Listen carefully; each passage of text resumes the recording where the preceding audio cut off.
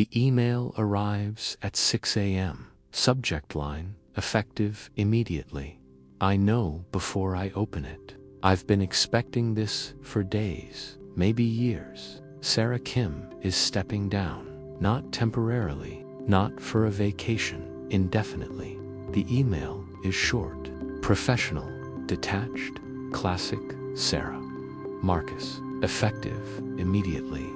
I'm taking an indefinite leave of absence from Neurogen Therapeutics. You'll assume CEO responsibilities. The board has been notified. My attorneys will handle the transition details. This isn't about the company. This is about my family. This is about my daughter. This is about choosing what actually matters before it's too late. I'm sorry for the disruption, but I'm not sorry for the choice. Please understand, Sarah. I read it 3 times. Sit in my kitchen, coffee getting cold, sun not yet up, and I feel relief, actual relief, not for the company, for her, for Emma, for the possibility that maybe, finally, Sarah is choosing right. My phone rings. Richard Stanton, board chairman, investor, pain in the ass. I let it ring. He calls again. On the 4th call, I answer. Marcus, tell me this is a joke. It's not a joke. She can't just leave. We have the FDA presentation in 3 weeks, the investor roadshow next month, the acquisition talks with Merck. She can't just walk away. She can. She did. This is insane. This is professional suicide. This is abandonment. We need to talk her out of this. You need to talk her out of this. You're her partner, her friend. Make her see reason. Richard, her daughter, ran away. Spent the night at a friend's house because she couldn't handle her mother's absence anymore.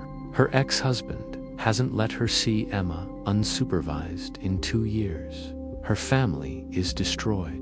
And you want me to convince her to come back to work? To prioritize quarterly earnings over her child? No, I won't do that. This isn't about emotions, Marcus. This is about fiduciary responsibility. She has obligations to shareholders, to employees, to patients waiting for our therapies. She doesn't get to just quit because her personal life is a mess. Yes, Richard, she does. She gets to choose her daughter. She gets to choose healing. She gets to choose being human over being CEO. And if that destroys the company, then the company deserves to be destroyed. Silence on the other end. Shocked silence. I've never challenged Richard, never pushed back. I'm the agreeable one, the diplomatic one, the one who smooths things over. But not today. Not about this. We're calling an emergency board meeting. 9 a.m. You'll be there. You'll explain this. You'll present a transition plan. And you'll convince Sarah to reconsider. Understood? I'll be there. I'll explain. But I won't convince Sarah to reconsider. She's making the right choice, finally, and I support it. I hang up. Richard calls back. I don't answer. Let it go to voicemail. He'll be furious. The board will be furious. The investors will panic. The stock price will drop. Everything we built over 12 years will be threatened. Good. Maybe it should be threatened. Maybe a company that requires human sacrifice isn't worth saving. Maybe success that costs someone their family is just expensive failure. I think about Sarah, about the woman I met 12 years ago. Brilliant, passionate, hungry, but also human, also balanced, also someone who talked about her family, who showed me pictures of Emma, who left work at 6 to have dinner with her daughter. What happened to that person? When did she disappear? When did Sarah become just the CEO, just the founder, just the face of Neurogen? When did she stop being a mother, a wife, a person? I know the answer. I was there. I watched it happen. I enabled it. I celebrated it. I rewarded her for becoming a machine, for sacrificing everything for the company, for choosing work over family. I'm complicit. I helped create the monster that destroyed her. The board meeting is in 3 hours. I need to prepare, need to have answers, need to present a plan. But I can't focus, can't think about strategies and transitions and stakeholder management. Can only think about Sarah, about Emma, about David, about a family destroyed by ambition, about a 16-year-old girl who ran away because her mother forgot she existed. I pull up the company calendar, look at Sarah's schedule from the past year. Meetings from 7 a.m. to 9 p.m. every single day. No breaks, no white space, no time for anything except work. I scroll back 2 years, 3 years, 5 years. The schedule gets progressively worse. More meetings, longer days, less humanity. I find Emma's birthday, April 15th this year. Sarah had 7 meetings scheduled. Board strategy session, investor call, product review, budget approval, press interview, team all hands, dinner with potential acquisition target. 7 meetings on her daughter's birthday. Not a single minute blocked for Emma. Not even a note reminding her it was Emma's birthday. Just work, just meetings, just the machine running. I look at my own calendar. I was in 4 of those meetings. I knew it was Emma's birthday. Sarah mentioned it in passing, said she'd celebrate with Emma on the weekend. But the weekend came and there was a crisis, an FDA question, an investor concern. A competitor announcement. Something always came up. Something always took priority. And I said nothing. Did nothing. Just accepted that this was how it had to be. That success required sacrifice. That building something important meant missing birthdays and recitals and moments that mattered. I was wrong. We were both wrong. The company didn't require that sacrifice. We chose it. We could have built something sustainable, something human, something that allowed Sarah to be both CEO and mother. But we chose the other path, the intense path, the all-consuming path, the path that led to $3 billion in valuation and a destroyed family. Was it worth it? That's the question I keep asking myself. That's the question I can't answer. That's the question that keeps me awake at night. We changed medicine, that's true. Our neural regeneration therapy will help thousands of people, maybe millions. We innovated, we disrupted, we built something important, but we destroyed Sarah in the process. We destroyed her family. We destroyed her humanity. So was it worth it? I don't know. Maybe for the patients. Maybe for the people who benefit from our therapies. But for Sarah, for Emma, for David, for everyone who loved Sarah and watched her disappear into work, no, it wasn't worth it. Not even close. I get dressed, put on my suit, my armor, my professional persona, drive to the office, our office, the building we moved into 3 years ago. Glass and steel. Modern, impressive, a monument to our success. I remember the day we moved in. Sarah was so proud, so excited. She gave a speech to the whole company, talked about how far we'd come, how much we'd achieved, how this building represented everything we'd worked for. Emma was there, 13 years old, standing in the back, watching her mother give a speech to 200 employees, watching her mother be celebrated, be important, be successful. Emma looked proud, but also sad, like she knew this building represented something else to her mother's absence, her mother's priority, her mother's choice. I should have seen it then, should have pulled Sarah aside, should have said, "This is too much. You're losing your family. You need to slow down." But I didn't, because I benefited from her obsession. I benefited from her workaholism. I benefited from her willingness to sacrifice everything for the company. So I said nothing, did nothing, just let her run herself and her family into the ground. I'm complicit. The office is empty when I arrive, 7:30 a.m., too early for most employees. But I need time alone, time to think, time to prepare for the board meeting, time to figure out what to say. I go to my office, corner office, almost as nice as Sarah's. We built this together. Equal partners, 50-50 split, joint decision-making, shared vision. That was the deal 12 years ago when we met. I was 32, PhD in neuroscience, postdoc at Columbia, smart but directionless, brilliant but unfocused, publishing papers nobody read, doing research that mattered to 6 people. I wanted more, wanted impact, wanted to change the world, wanted my work to matter. Sarah was 33, MBA from Stanford, 3 years at McKinsey, rising star, fast track to partner. But she hated it, hated the politics, hated the meaningless optimization, hated helping rich companies get richer. She wanted more too, wanted purpose, wanted to build something, wanted to matter. We met at a biotech conference in Boston. She approached me after my presentation on neural regeneration, said my research was brilliant, said it could change medicine, said it deserved to be a company, not just academic papers, asked if I'd ever considered commercializing it.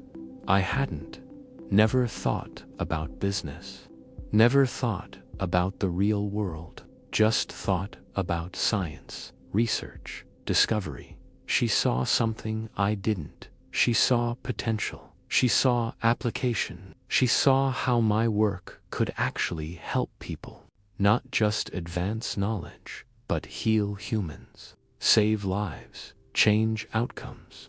We got coffee, talked for 3 hours. She laid out a vision, a company, a product, a path to market. I provided the science. She provided the strategy. I knew how to innovate. She knew how to execute. Perfect partnership, equal partnership.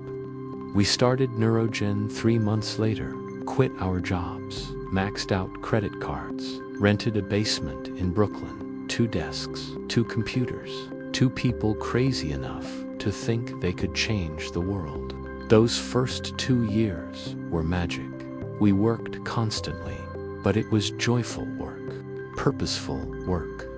We believed in what we were building, believed we could actually help people, believed we were doing something that mattered.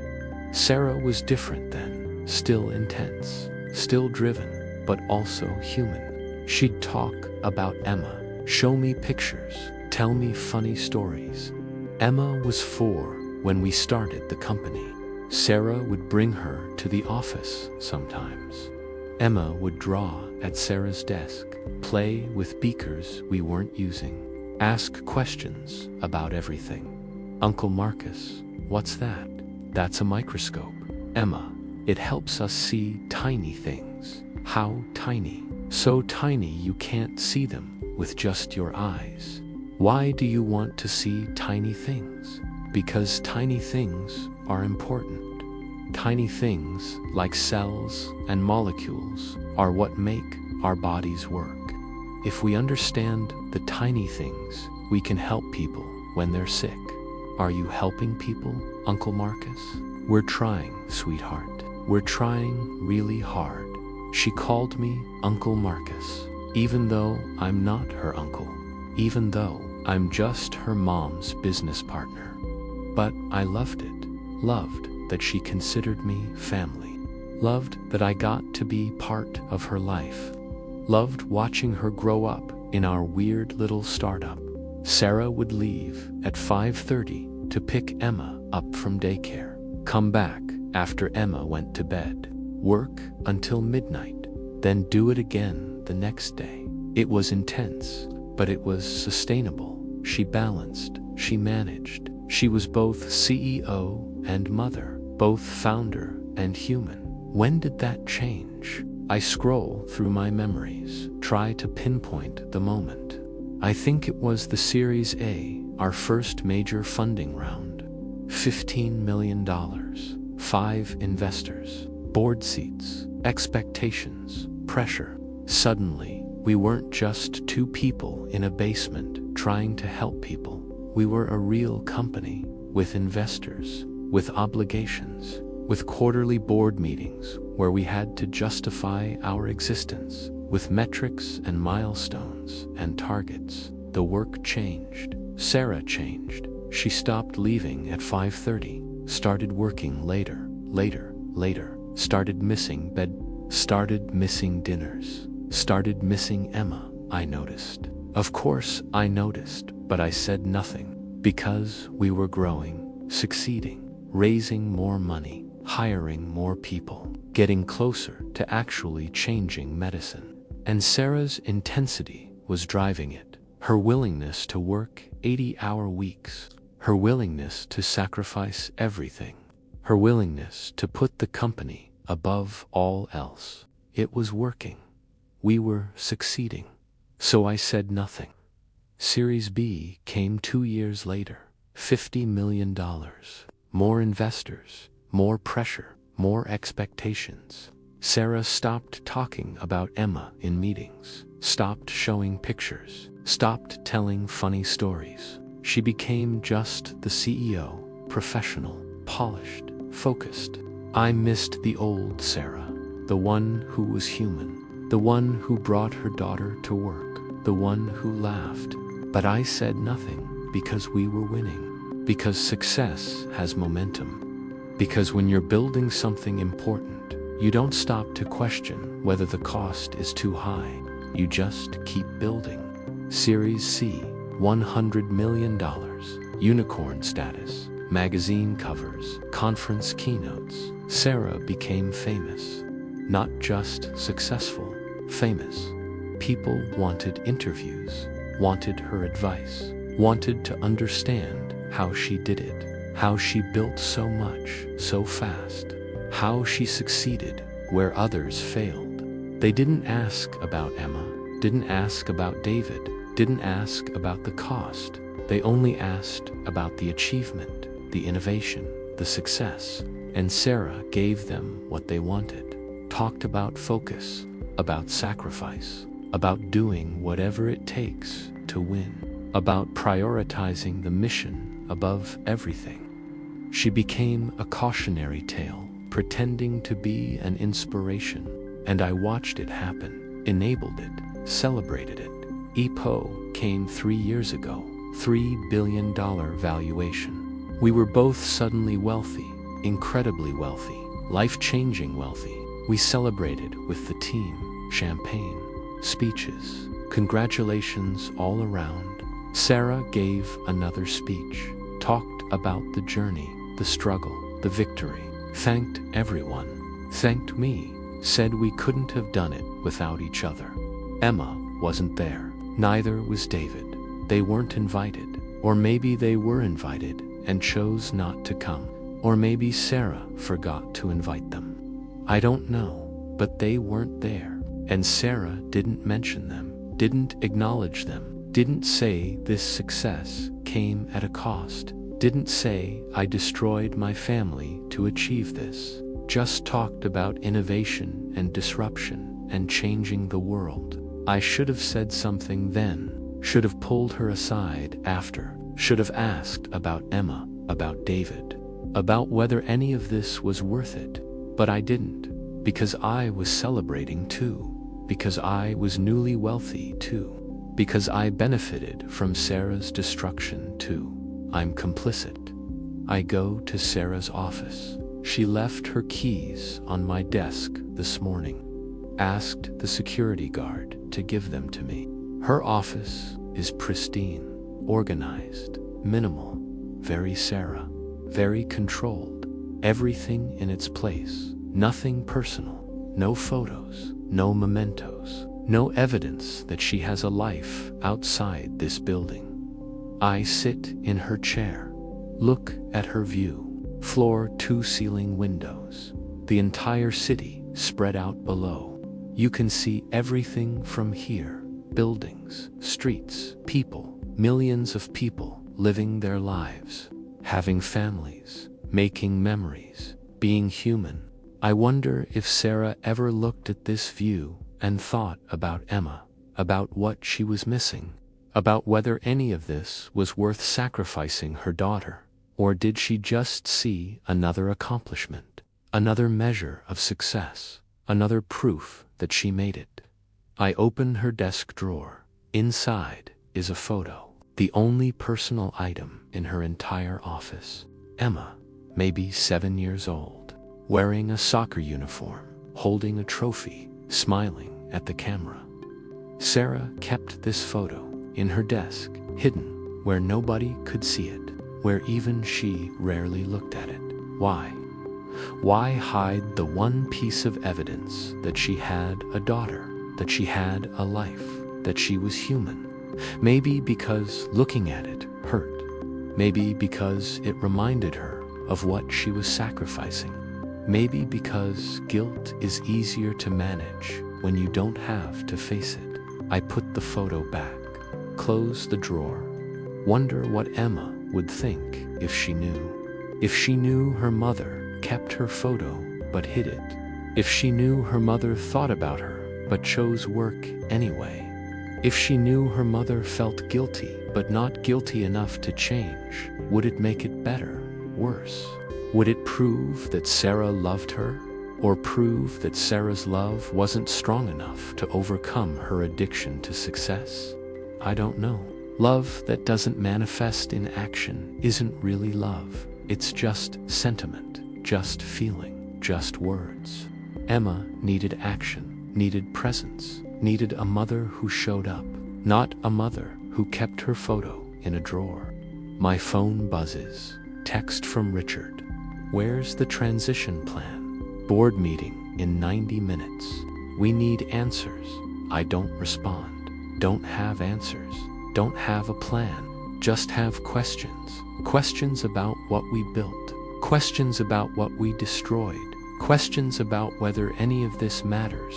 I think about 2 years ago, the last time I tried to intervene. The last time I tried to save Sarah from herself.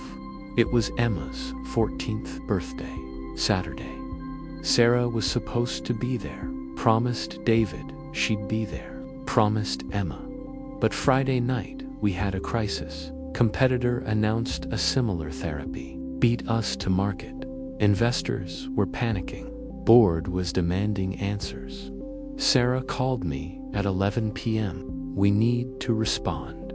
First thing, Monday morning. Press release, investor call, strategy memo. Can you come in tomorrow? Work on messaging. Tomorrow is Saturday. I know, but this can't wait. We need to get ahead of this. Control the narrative. Show strength. Sarah, tomorrow is Emma's birthday. Silence. Long silence. Then, right. Yes, her birthday. I'll work on it myself. You enjoy your weekend. That's not what I'm saying. I'm saying you should be at Emma's birthday. You should be with your family. This can wait until Monday. It can't wait, Marcus. You know it can't. If we don't respond immediately, we look weak. We look scared. We lose credibility. And if you miss your daughter's 14th birthday, you lose her. You lose your family. You lose what actually matters.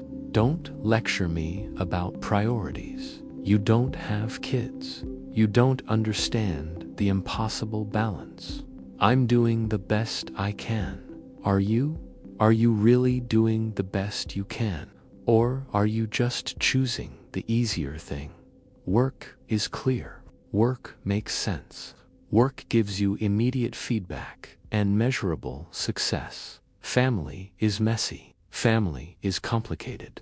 Family requires vulnerability. So you choose work every time, and you call it necessity. But it's not necessity. Sarah. It's choice. It's avoidance. It's fear. More silence. Heavier silence. Angry silence. I need to go. I'll handle this myself. See you Monday. She hung up. I called back. She didn't answer. Texted her. No response. I should have pushed harder. Should have shown up at her house. Should have physically prevented her from going to the office. But I didn't, because she was right. I don't have kids. I don't understand the impossible balance. I don't know what it's like to be torn between two things you love.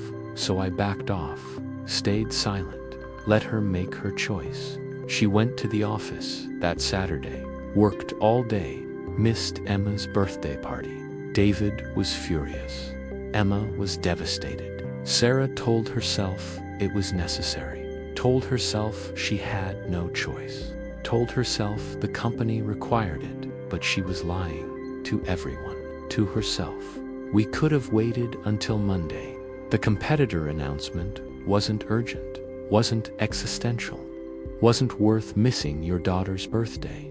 But Sarah needed it to be urgent, needed it to be necessary, needed to justify her choice, needed to avoid facing the truth that she was choosing work over family, not because she had to, but because she wanted to, because work was safe, work was controllable, work gave her validation, family gave her guilt. So she chose work, and I let her. Monday morning, she came in early, looked exhausted, looked guilty, looked like someone who made the wrong choice and knew it. I walked into her office, closed the door. We need to talk. Not now, Marcus. I have the investor call in an hour. I need to prepare now. We need to talk now. Sarah, you're destroying yourself. You're destroying your family. You missed Emma's birthday. Again, you chose work. Again, this has to stop. You don't understand the pressure I'm under, the responsibility, the weight of 200 employees depending on me, thousands of patients waiting for our therapy, investors who've bet millions on us. I can't just stop. I can't just walk away when things get hard. I'm not asking you to walk away. I'm asking you to find balance, to delegate, to trust your team, to remember that you have a daughter who needs you, who's growing up without you, who's going to be gone before you know it. And when that happens, when she's 18 and leaves for college and never looks back, you're going to regret this. You're going to regret every birthday you missed, every recital you skipped, every moment you chose work over her. Sarah looked at me, really looked at me. And for a moment, I thought I'd reached her, thought she'd hear me, thought she'd change. You're right, she said quietly. I know you're right. I'm missing too much. I'm losing them. I can feel it. David barely talks to me anymore. Emma looks at me like I'm a stranger. I'm destroying everything that matters. I need to change. I need to do better. I will do better. Starting now. Starting today. I promise. I believed her. Wanted to believe her. Needed to believe her. Good. I'm glad. What's your plan? How are you going to create more balance? I'll delegate more. I'll leave by 6, at least 3 days a week. I'll block my weekends. I'll be present. I'll prove to David and Emma that they matter, that they're my priority, that I can be both CEO and mother. Okay, good. I'll support you. I'll take on more. I'll cover meetings. I'll handle investor relations. Whatever you need to create space for your family. Thank you, Marcus. Really. Thank you for caring, for challenging me, for being a real friend. That conversation was 2 years ago.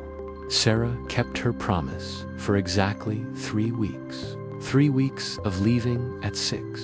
3 weeks of present weekends. 3 weeks of trying. Then we had another crisis, another emergency, another reason why she couldn't leave, couldn't disconnect. couldn't choose family, and she slipped back, slowly at first, then completely. Back to 80-hour weeks, back to working weekends, back to missing everything.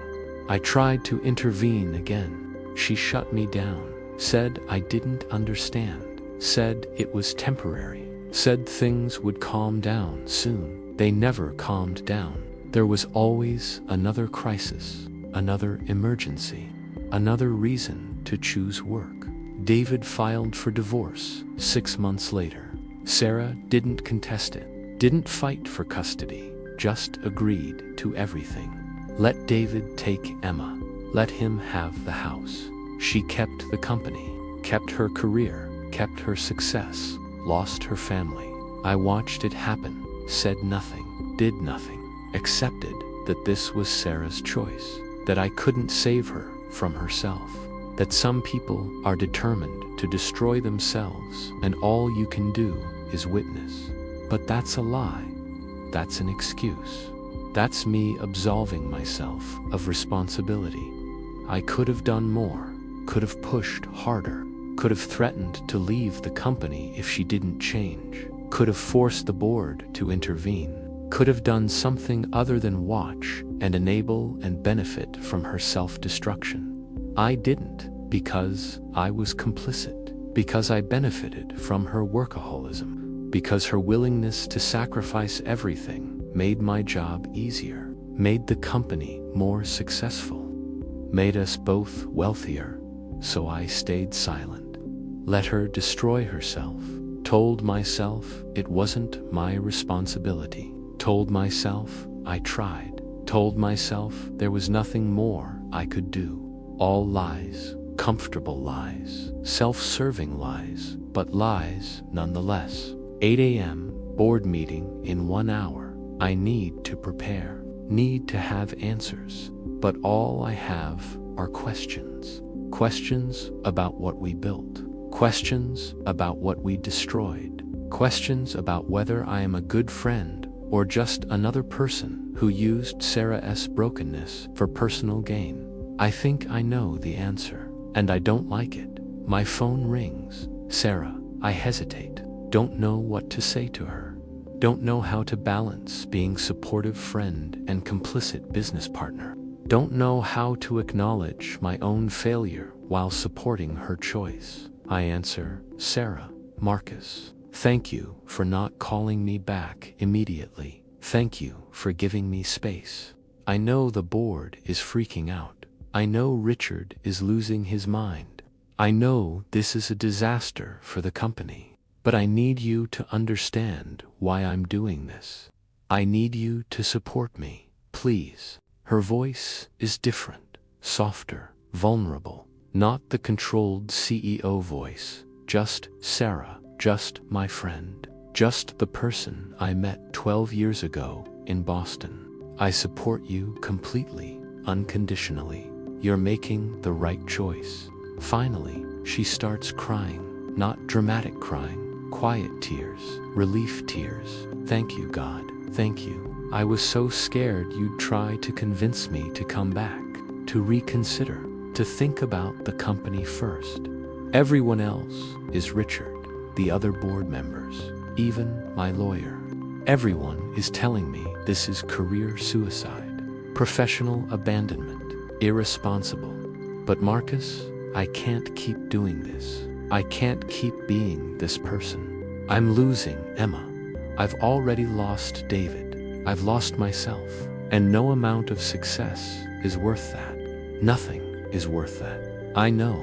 I've known for a long time. I should have said something sooner. Should have intervened harder 2 years ago. Should have forced you to choose differently. I'm sorry I didn't. Don't apologize. This isn't your fault. This is my damage. My choices, my failure. You tried to help. I didn't listen. I couldn't listen. I was too addicted to achieving, too terrified of being ordinary, too broken to see what I was destroying. We're both responsible. I enabled you, celebrated your workaholism, benefited from your willingness to sacrifice everything. I'm complicit in what happened to you, to your family, and I'm sorry. Silence. Processing silence. Then, Marcus, I need you to do something for me. Anything. Run the company. Lead it. Make it yours. I'm stepping away completely. Not just leave of absence. I'm out permanently. I'll stay on the board if they want me. I'll consult if you need me. But I'm done being CEO. Done being the face of Neurogen. Done tying my identity to achievement. I need to become someone else. Someone smaller. Someone human. Someone who's enough just by existing. Can you do that? Can you take over? The question hits me hard, unexpected. I've been co-founder, co-CEO, equal partner, but always in Sarah's shadow. She was the face, the visionary, the leader. I was the scientist, the operator, the person who made things happen behind the scenes. Taking over completely means stepping into the spotlight, becoming the sole leader, carrying the weight alone. Are you sure? This is permanent? You're not coming back. I'm not coming back. Even if I heal, even if I figure my life out, even if Emma and I rebuild our relationship, I'm not coming back to being CEO. Maybe I'll start something smaller, something sustainable, something that doesn't require human sacrifice. But this version of Neurogen, this intensity, this all-consuming machine, I'm done with it. And I need to know you'll take care of it, that you'll lead it, that you'll protect what we built. I think about what that means. The pressure, the responsibility, the board meetings and investor calls and media interviews and endless demands. The thing that destroyed Sarah, the thing I'd be taking on. Do I want that? Do I want to become what she became? Do I want to risk what she risked? I'll do it, I hear myself say, but I'll do it differently. I'll build balance. I'll create sustainability. I'll prove that you can lead a successful company without destroying yourself, without sacrificing everything, without becoming a machine. I'll do what we should have done from the beginning, what I should have insisted we do. I'll make Neurogen human again. Good. That's what I was hoping you'd say. Make it better, Marcus. Make it what we intended it to be. A company that helps people without destroying the people who run it. A company that succeeds without requiring sacrifice. A company that proves you can do important work and have a life. Be better than I was. Please, I will. I promise. The board is going to fight you. Richard, especially. He'll want me back. He'll pressure you to pressure me. He'll say the company can't succeed without me. Don't listen to him. The company will be fine, better than fine. It'll be better without me, because I was toxic. I was teaching everyone that workaholism is virtuous, that sacrifice is noble, that destroying yourself is the price of success. That's wrong. That's poison. And you need to change that culture. You need to make it okay to leave at 5, to take weekends off, to have a life, to be human. I will. I'll start today. At the board meeting, I'll tell them this is permanent, that you're not coming back, that we're moving forward with new leadership and new values. And if they don't like it, they can find another company to invest in. Sarah laughs. Actually laughs. First time I've heard her laugh in years. I'd pay to see Richard's face when you say that. He's going to lose his mind, but do it anyway. Stand firm. You have leverage. You're brilliant. You know the science better than anyone. You've been running operations for years. You're more than capable of leading this company. Don't let them intimidate you. Don't let them convince you that you need me. You don't. You never did. I just took up space and made everything more complicated. That's not true. We built this together, equal partners. I couldn't have done this without you, maybe. but you can definitely do it without me now, and you'll do it better, because you're not damaged like I am. You're not running from inadequacy. You're not trying to prove something to a dead father who never loved you. You're just trying to help people, to do good work, to make a difference. That's pure, that's healthy. That's what this company should have been from the beginning. What will you do after you heal? After you rebuild your relationship with Emma, what comes next for you? Long silence, thinking silence, uncertain silence. I don't know. Maybe nothing. Maybe I just be Emma's mom. Maybe I volunteer. Maybe I teach. Maybe I do something small and local and unglamorous. Maybe I prove to myself that I can be valuable without being successful, that I can matter without achieving, that I can be enough without building empires. Maybe that's my next chapter. Just being ordinary. Just being human. Just being present for the people I love. That sounds perfect. That sounds like healing. I hope so. I'm terrified, Marcus. Terrified of stopping. Terrified of the silence. Terrified of facing myself without the distraction of work. Terrified that when all the achievement is stripped away, there's nothing underneath. Just emptiness. Just inadequacy. Just proof that my father was right and I was never enough. That's not true. You're so much more than your achievements. You're brilliant and creative and passionate and capable of deep love. You just forgot. You buried it under success and metrics and validation seeking. But it's still there. You just have to find it again. And you will. With therapy, with time, with Emma, with healing. You'll remember who you are underneath all the performance. And you'll like that person. I promise. I hope you're right. I am. I've known you for 12 years. I've seen you at your best and your worst. I've seen the human Sarah and the machine Sarah.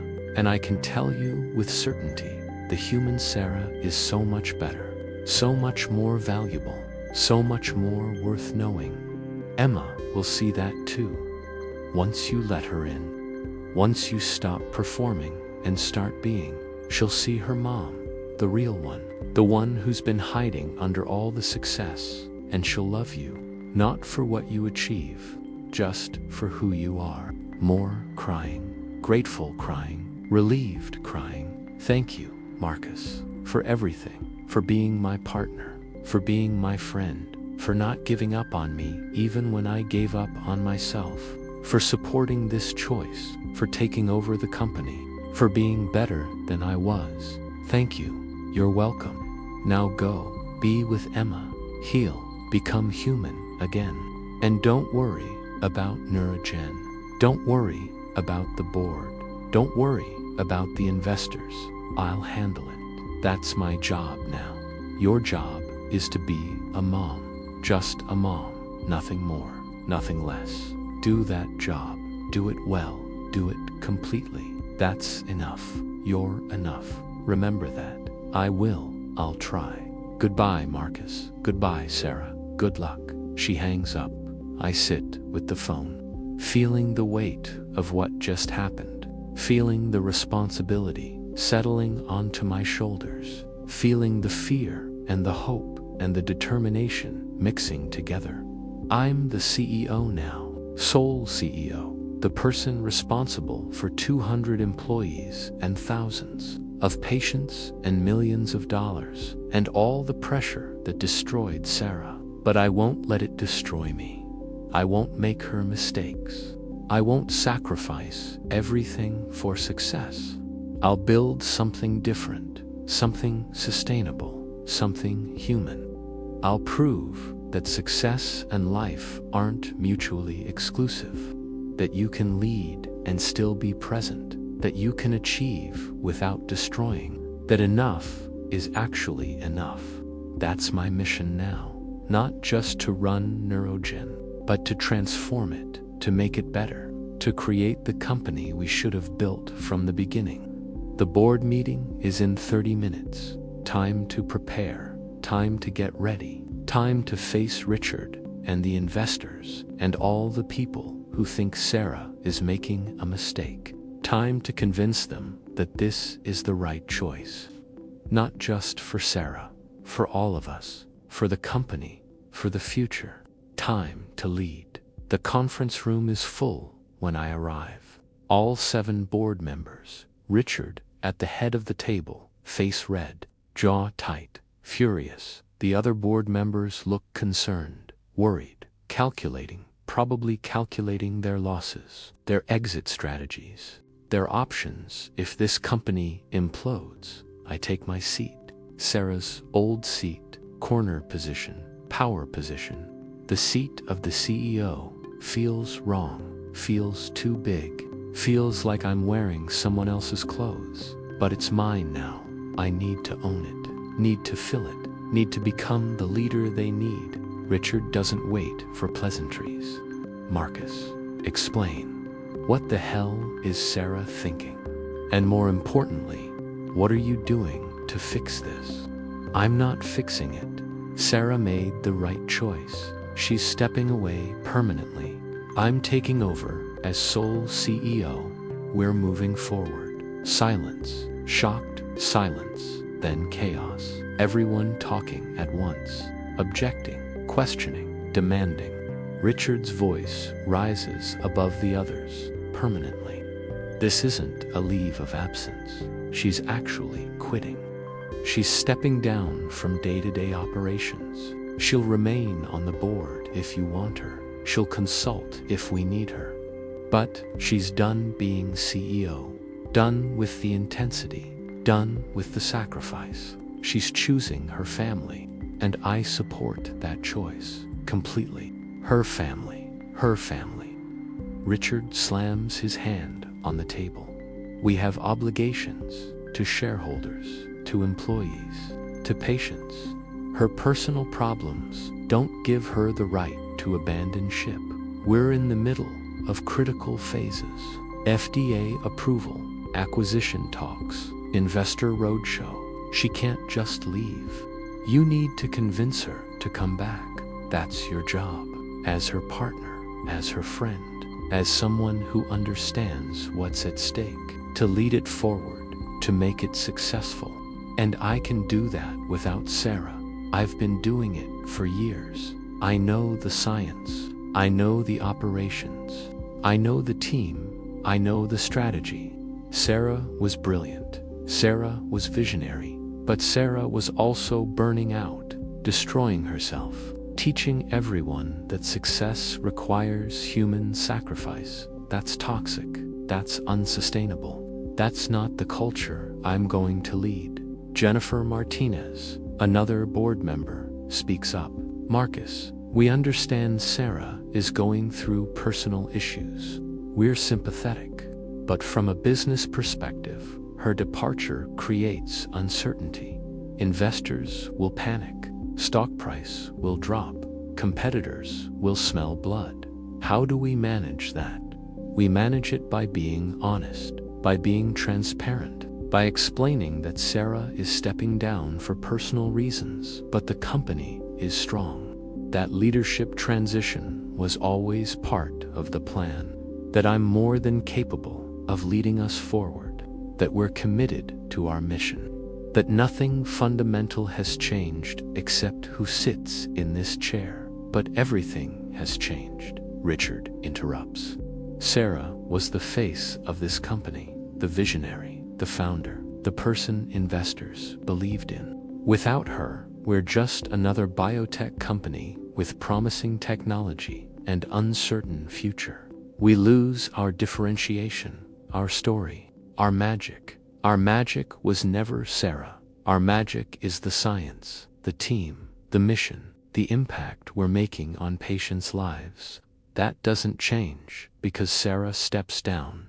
That continues, that grows, that succeeds, and I'll make sure of it. You're being naive, Marcus. You're thinking like a scientist, not like a CEO. Image matters. Story matters. Confidence matters. And right now, we're projecting weakness, instability, internal crisis that destroys value, that destroys companies. You need to get Sarah back, at least for appearances. At least until we get through the critical milestones. Then she can take whatever time she needs, but not now. Not like this. I take a breath, feel anger rising, feel years of enabling and silence and complicity transforming into something else, something stronger, something clearer. No, Richard, I'm not getting Sarah back. Not for appearances, not for investors, not for you. Because what you're asking me to do is participate in her destruction. You're asking me to convince her to sacrifice her daughter for quarterly earnings, to choose success over family, to keep being the machine that's killing her. And I won't do that. I can't do that. Not anymore. I've been complicit for too long. Watched her destroy herself. Enabled it. Celebrated it. Benefited from it. I'm done. We're done. This company is changing. Starting today. Starting now. We're building something sustainable. Something human. Something that proves you can do important work without destroying yourself.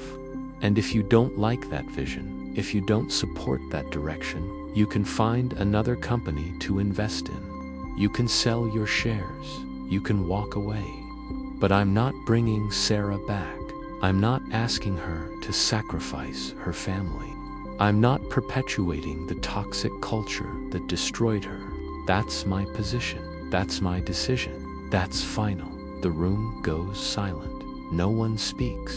No one moves. They're processing, calculating, deciding. Finally, Jennifer speaks.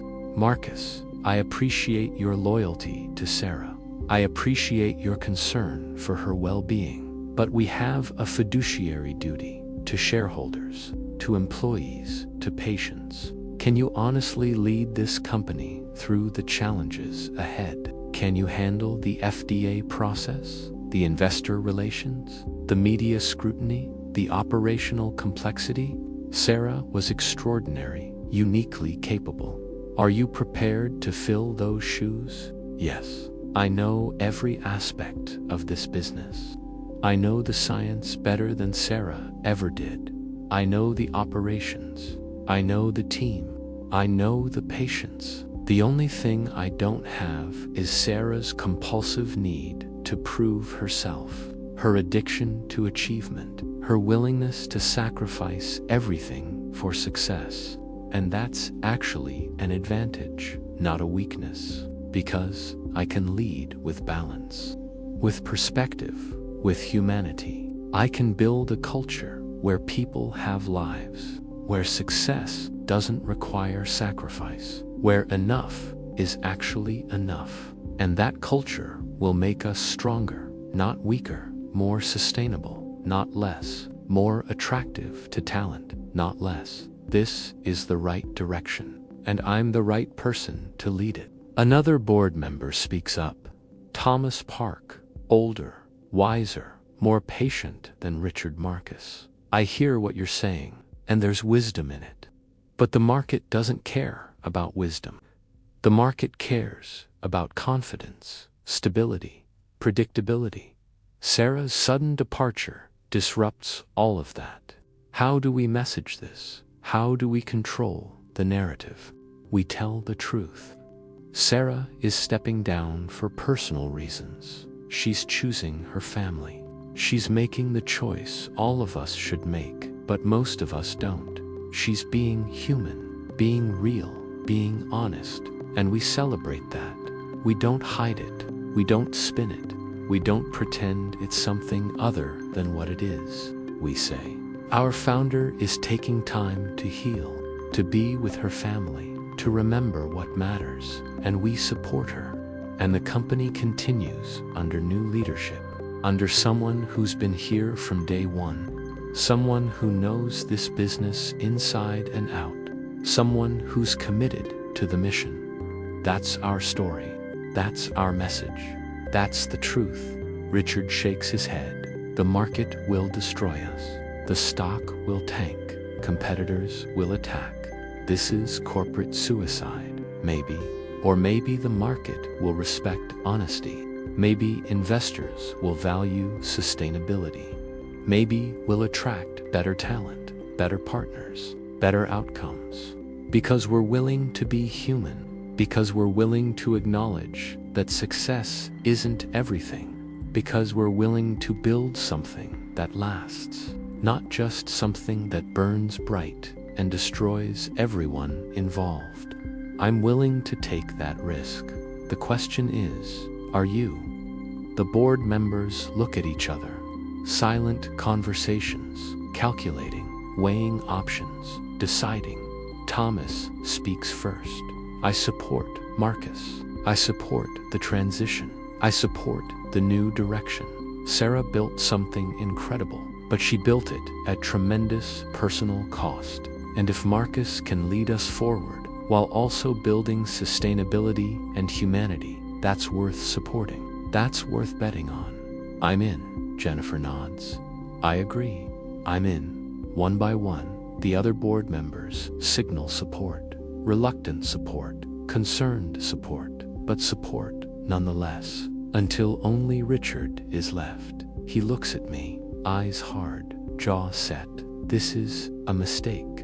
You're letting emotions override business sense. You're prioritizing feelings over fiduciary duty. And when this fails, when the company struggles, when the stock tanks, I'll be the first to say, I told you so.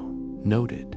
Anything else? Yes, I'm voting against this. For the record, I'm opposing this transition, this direction, this decision. And I reserve the right to call for a vote of no confidence if things go sideways. Understood?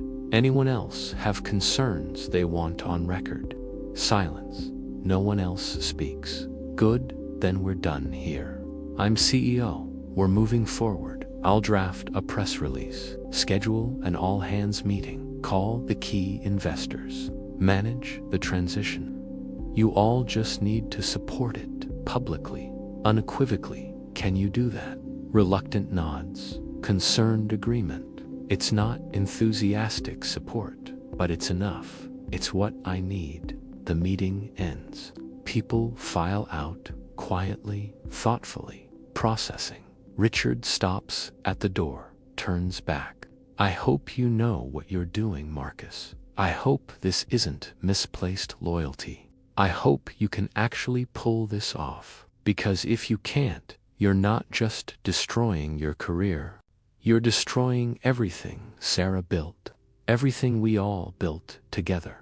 That's the weight you're carrying now. Are you ready for it? I meet his eyes. Don't flinch. Don't waver. Yes, Richard, I'm ready. And I won't let you down. I won't let Sarah down. I won't let the team down. I'll make this work. Not through sacrifice. Through sustainability. Through humanity. Through proving that there's a better way. Watch me. He shakes his head, walks out, leaves me alone in the conference room. Alone with the weight, the responsibility, the fear, the hope. I did it. I stood up to the board, defended Sarah's choice, took on the mantle of leadership, changed the direction of the company, committed to building something different. Now I just have to deliver, have to prove I can do this, have to show that leadership doesn't require sacrifice, that success doesn't require destruction, that enough is actually enough. No pressure, just everything. The office is empty now. 5 p.m. Everyone went home. Normal hours, sustainable hours, the kind of hours I'll be encouraging from now on, the kind of culture I'll be building. I walk through the building, our building, the monument to success, the symbol of everything we achieved. Glass and steel and modern design, beautiful, impressive, cold. I think about the basement in Brooklyn, where we started. 2 desks, 2 people, big dreams. That place was cramped, uncomfortable, imperfect, but it was human. It was real. It was full of hope and purpose and joy. When did we lose that? When did building become grinding? When did purpose become pressure? When did joy become just another thing we sacrificed? I go back to my office, Sarah's old office. Look at the city again. Millions of people, millions of lives, millions of stories. How many of them are like Sarah, destroying themselves, chasing enough, sacrificing what matters for what doesn't? Too many, way too many. We built a culture that celebrates this, that rewards workaholism, that treats sacrifice as virtue, that tells people they have to choose between success and life, between achievement and family, between mattering and being human. It's a lie, a toxic lie, a destructive lie, but we perpetuate it, we model it, we teach it to the next generation, and the cycle continues. Sarah's daughter Emma is 16, growing up watching her mother choose work over family, learning that love is conditional, that presence is optional, that achievement matters more than connection. What will Emma become? Will she repeat the pattern? Will she chase success at the cost of everything else? Will she destroy her own family while building her own empire? Or will she break the cycle? Will she learn from her mother's failure? Will she choose differently? I hope so. I hope Sarah's choice to step away teaches Emma something valuable, teaches her that it's never too late to choose right, that healing is possible, that people can change, that love is more important than achievement, that enough is actually enough. My phone buzzes. Email from Sarah. Subject line: thank you. I open it. Marcus, thank you for defending me. Thank you for standing up to Richard. Thank you for taking on the weight. Thank you for promising to build something better. I just got off the phone with Emma. We talked for 2 hours. Really talked about everything. About my failures. About her pain. About what she needs. About what I need to do differently. She's giving me another chance. I don't deserve it, but I'm taking it. I'm going to prove to her that people can change, that I can change, that love is stronger than addiction, that family is more important than success. I'm also going to prove it to you, to the board, to everyone who's watching. I'm going to heal. I'm going to become human again. I'm going to show that stepping away isn't failure. It's courage. It's choosing right. It's finally getting priorities straight. Thank you for making space for that. Thank you for taking over. Thank you for being a better partner than I deserved. Thank you for being a real friend. I love you, Marcus. Not romantically, just humanly, deeply, gratefully. You saved me by supporting my choice, by not trying to convince me to stay, by letting me go. That's real friendship. That's real love. Take care of our company. Make it better. Make it human. Make it prove that success and life aren't mutually exclusive. I believe in you. Always have. Always will. Sarah. I read it 3 times. Feel tears starting. Feel years of tension releasing. Feel hope rising. She's going to be okay. Emma's giving her a chance. They're going to heal. Together. Slowly. Imperfectly. But genuinely. And I'm going to make sure the company survives, thrives, becomes something worth being proud of. Not just for what we achieve, but for how we achieve it. For the culture we build. For the values we model. For proving that there's a better way. I pull out my laptop. Start writing. Not a press release. Not a business memo. A letter to the team. To everyone who works here. To everyone who's watching Sarah destroy herself and wondering if that's the price of success. Team, today Sarah stepped down as CEO, not temporarily, permanently. She's choosing her family, choosing healing, choosing to become human again. I support her choice completely, and I'm asking you to support it too. Sarah built something incredible, but she built it at tremendous personal cost. She sacrificed her family, her health, her humanity. She became a machine, and machines eventually break down. I'm taking over as CEO, and I'm committed to building something different, something sustainable, something human. I'm committed to creating a culture where you can do important work and have a life, where you can contribute and be present for your families, where success doesn't require sacrifice, where enough is actually enough. Starting today, I'm making changes. No more expectation of nights and weekends. No more celebrating workaholism. No more treating sacrifice as virtue. You work hard during work hours. You go home. You live your lives. You be human. If you need flexibility, ask for it. If you're burning out, tell me. If you're struggling to balance, let's figure it out together. Because I'm not interested in building a company that destroys people. Even successful people, even productive people, even people who are willing to sacrifice everything. That's not success. That's just expensive failure.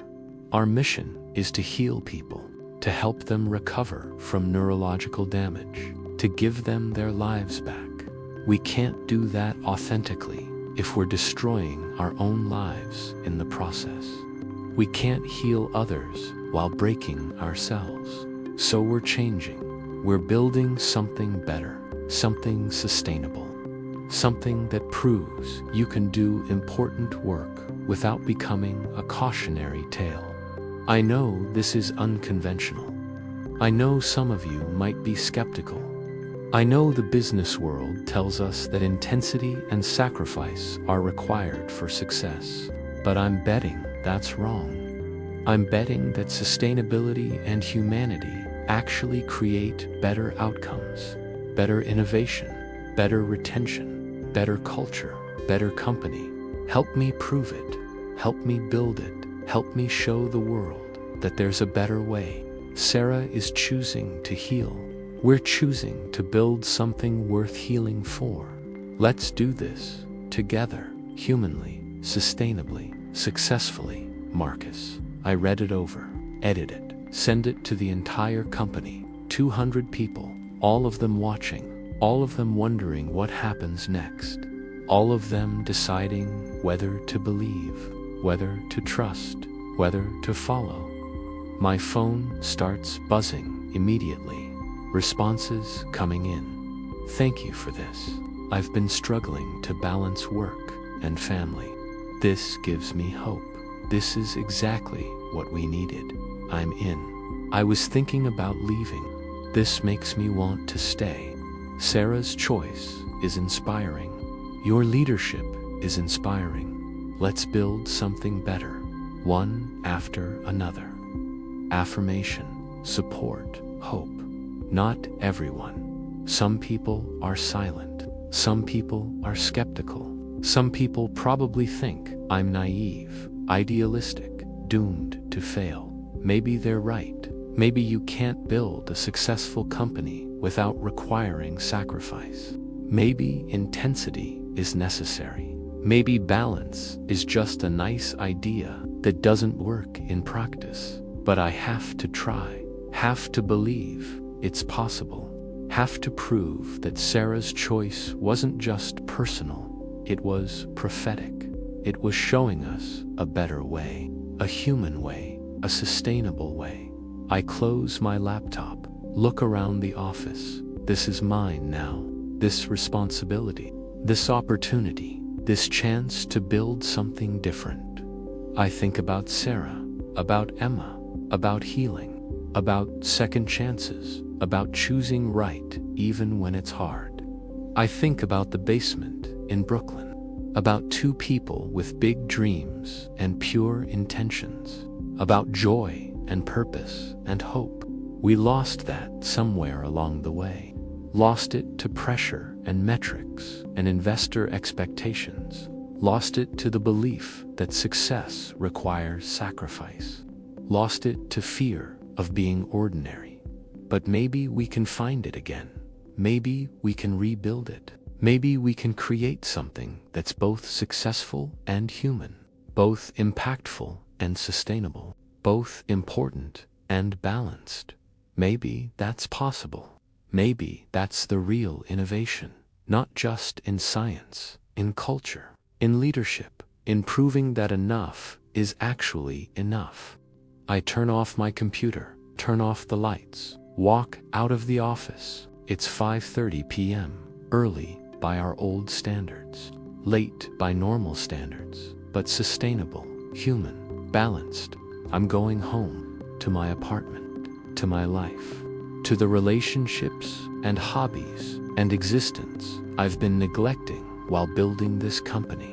I'm going to practice what I preach, going to model the change I want to see, going to prove that leadership doesn't require martyrdom. Sarah is healing, Emma is hoping, the company is transitioning, and I'm learning that success isn't everything, learning that enough is enough, learning that the best thing you can build isn't a company or a fortune or a reputation. It's a life, a real life, a human life, a life with connection and presence and love. That's the real achievement. That's the real success. That's what matters.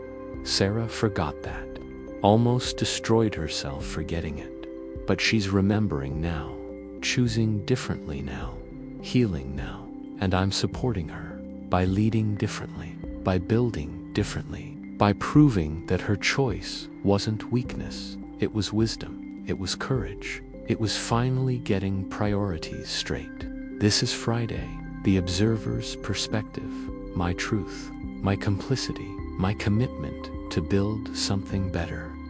5 voices, 1 truth, this is mine. We are all complicit in the systems we participate in, the cultures we enable, the values we reinforce. I enabled Sarah's destruction, celebrated her sacrifice, benefited from her brokenness. That's on me. But I can choose differently now, can build differently, can lead differently, can prove that there's a better way. Not perfect, not easy, but better, more human, more sustainable, more true. That's my mission now, not just to run Neurogen, but to transform it, to make it proof that success and humanity aren't mutually exclusive, that you can achieve and still be present, that you can build and still have a life, that enough is actually enough. Sarah stepped away to prove that to herself, to Emma, to everyone watching. I'm staying to prove it, to prove it can work, to prove it's sustainable, to prove it's worth believing in. We'll see if I succeed. We'll see if the company thrives. We'll see if the market respects humanity or punishes it. We'll see if this was wisdom or naivety. But at least we'll know. At least we'll have tried. At least we'll have chosen, right? And that's enough. That has to be enough. That will be enough. I drive home thinking about endings and beginnings, about how Sarah's story is ending one chapter and beginning another, about how the company is transforming, about how we're all learning what matters. 5 voices told this story. Sarah, the CEO, who had everything and nothing. David, the husband who stayed while she left. Emma, the daughter who ran from absence. Margaret, the grandmother who stayed silent too long. And me, the partner who enabled it all. 5 perspectives. 1 truth. Success without humanity is just destruction with better marketing. Achievement without presence is just expensive absence. Building empires while families crumble is just trading what matters for what doesn't. We all participated. We all enabled. We all chose wrong in different ways. But we're all choosing differently now. Sarah is healing. David is protecting. Emma is hoping. Margaret is speaking up. And I'm building something better. Not perfect, not guaranteed, but better. More human, more sustainable, more true.